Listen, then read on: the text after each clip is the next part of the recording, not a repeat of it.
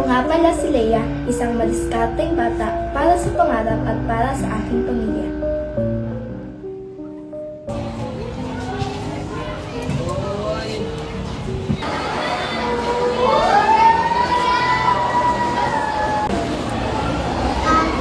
Bago ka ba dito?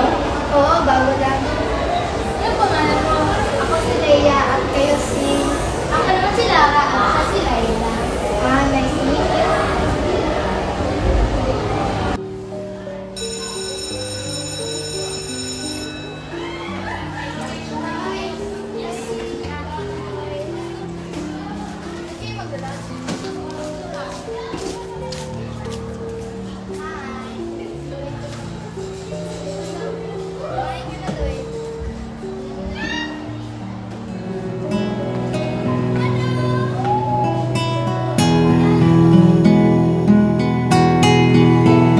Sa simpleng pagpapakilala nagsimula ang pagkakaibigan na kalaunay naging matibay na samahan.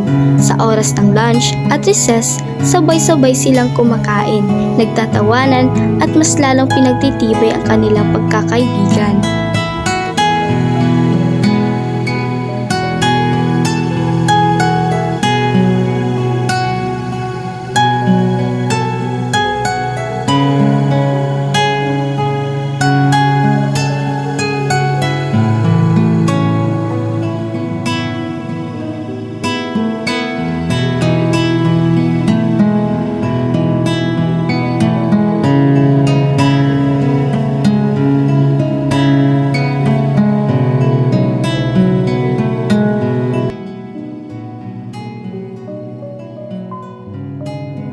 Nagbenta si Leia ng school supply upang makaipon para sa gamot ng kanyang ina.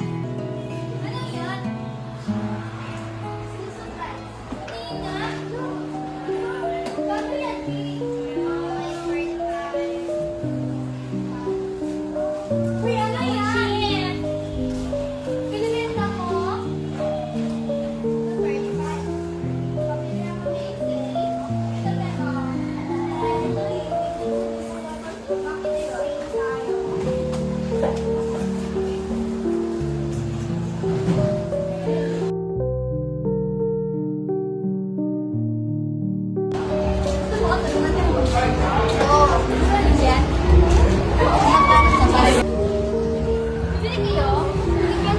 Guys, ano yan? Mura na to.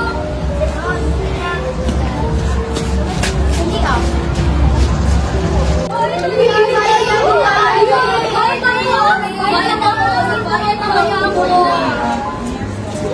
Pero, hindi ba? Hey, Ashley.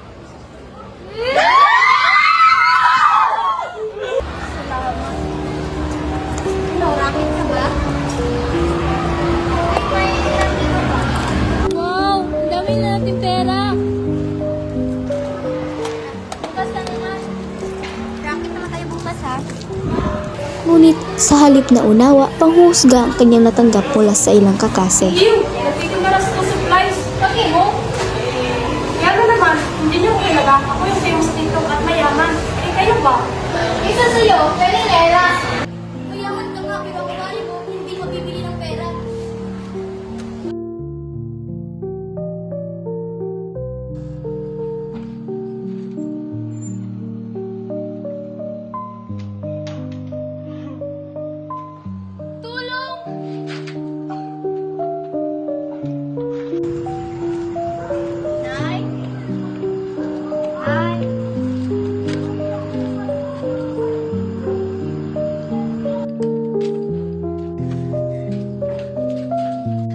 Sa gitna ng lungkot at takot, tumawag si Leia sa kanyang mga kaibigan upang may makasama siya.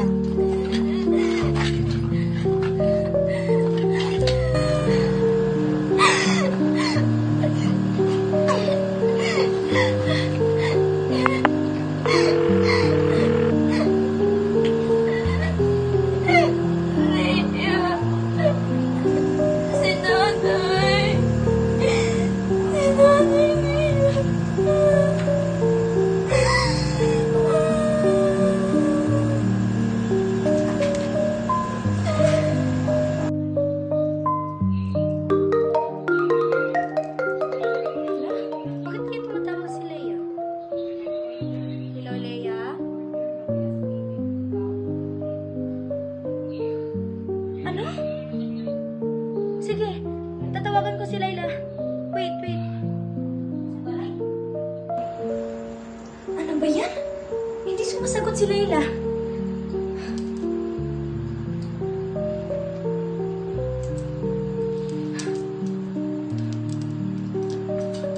Hello? Ay, salamat naman at sumagot ka. Ang mama ni Layla, namatay daw. Ha? Sige, papunta na ako. Sige. Papunta rin ako sa bahay nila. Sige.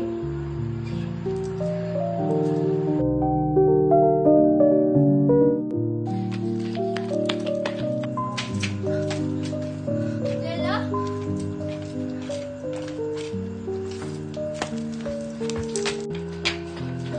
Layla?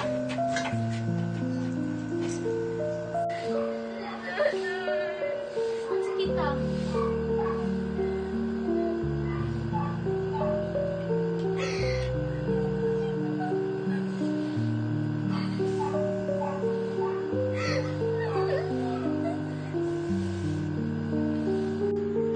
Uwi na ako. Are you sure na kaya mo na lang isa dito? Oo. Sige na, umuwi na kayo.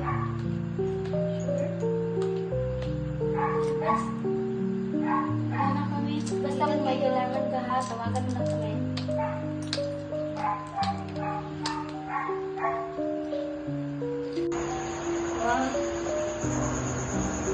Pa,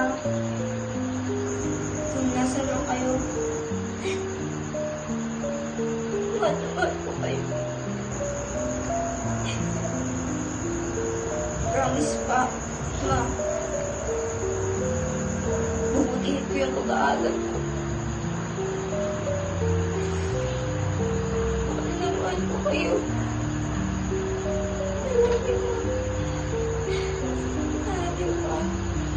Sa puso ni Leia nanatili ang sakit, ngunit kasama nito ang alaala na magsisilbing lakas niya sa pagharap sa bukas.